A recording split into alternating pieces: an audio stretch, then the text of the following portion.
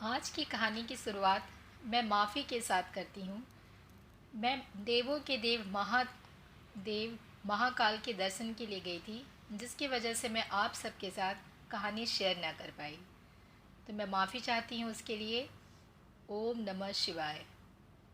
तो आज की कहानी मैं शुरू करती हूँ। तेनालीराम की रंग बिरंगे नाखून। एक बार की बात है, राजा कृष्णदेव राय के दरबार में एक बहेलिया आया। बहेलियों को देख देख राजा काफ़ी खुश हुए, क्योंकि राजा को पशु पक्षी बहुत प्यारे थे। और बहेलिया एक रंग बिरंगा सुंदर पक्षी दरबार में लेकर आया था। दरबार में आकर बहेलिया बोला, महाराज, मैं कल ही इस खूबसूरत और विचित्र पक्षी से जंगल से पकड़ कर लाया हूँ। यह बहुत सुरीला है और तोते की तरह बात कर सकता है। साथ ही यह मोर की तरह नाच भी सकता है। आपको पशु पक्षी बहुत पसंद है, इसलिए मैं इस पक्षी को आपके पास बेचने के लिए लाया हूँ। महाराज काफ़ी खुश हुए और बोले, देखने में तो यह पक्षी खूबसूरत नज़र आ रहा है। मैं इसे ज़रूर खरीदूंगा और तुम्हें उचित इनाम भी दिया जाएगा। यह कहकर राजा ने बहेलिये को 50 सोने के सिक्के दिए और पक्षी को शाही बगीचे में रखने का आदेश भी दिया। यह देख तेनालीराम से रहा न गया और उसने उठकर कहा, महाराज, मुझे नहीं लगता कि यह पक्षी मोर की तरह नाच सकता है। मुझे तो यह भी लगता है कि यह पक्षी कई सालों से नहाया तक नहीं है। यह सुनते ही बहेलिया घबरा गया और रोने वाला मुंह बनाकर बोला, महाराज, मैं बहुत ही गरीब बहेलिया हूँ। पक्षियों को पकड़कर और उन्हें बेचकर ही मेरा घर चलता है। जितना मैं पशु पक्षियों को जानता हूँ, उसे प्रमाण की ज़रूरत नहीं है और ना ही शक किया जाना चाहिए।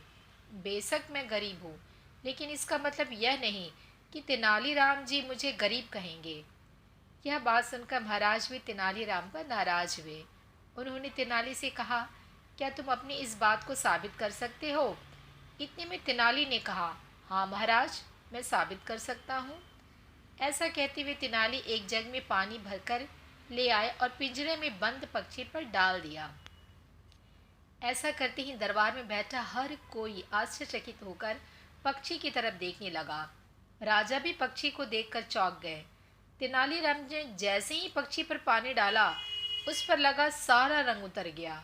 पिंजरे में बंद पक्षी का रंग हल्का भूरा हो गया।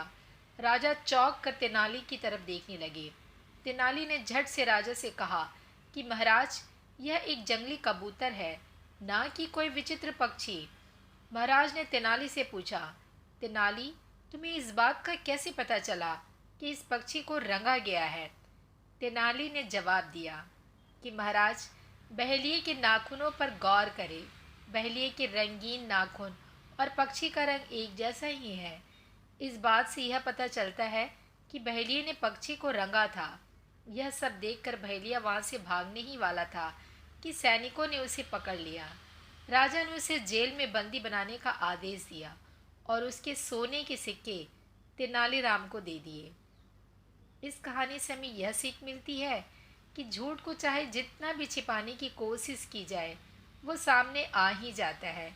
इसलिए कभी भी झूठ बोलकर या लालच से किसी भी चीज़ की चाह न रखें।